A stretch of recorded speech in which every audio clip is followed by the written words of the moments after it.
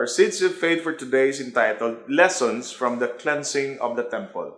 Now, Bible scholars have tried to make a reconstruction of the last week of Jesus, which is now what we call the Holy Week. The event that happened after the triumphal entry of Jesus into Jerusalem was the cleansing of the temple. And this event is recorded in the 4 Gospels.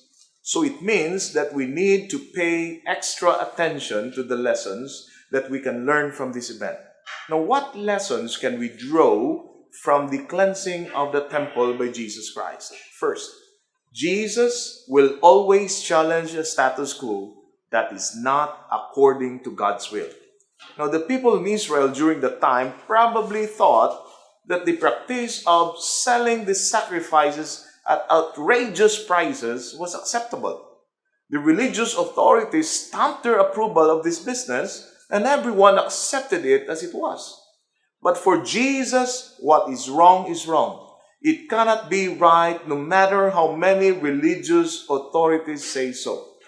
Jesus reminded them what the prophet Isaiah wrote in Isaiah 56:17, that the temple should be a house of prayer. Jesus also reminded them that this happened in their past also.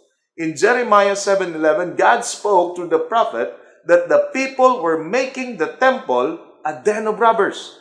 So what Jesus said in Mark 11:17 came from 2 prophets in the Old Testament. The people did not learn their lesson, and they have to be rebuked to serve as a reminder. Thus, as Christians, we have to follow in the footsteps of Jesus and challenge the situations in our churches that are not according to God's will. Second, Jesus did not let the death threats deter him in doing God's will.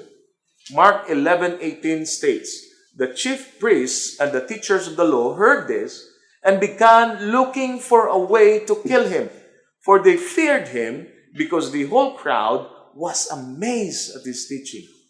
Now, one could just imagine how the religious ministers made a plot to kill Jesus.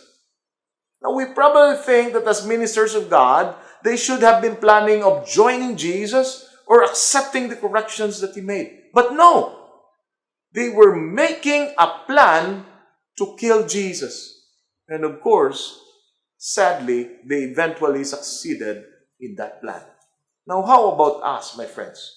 Are we planning to kill Jesus in our lives? Or are we planning on accepting the rebuke of Jesus as he continues to cleanse our lives?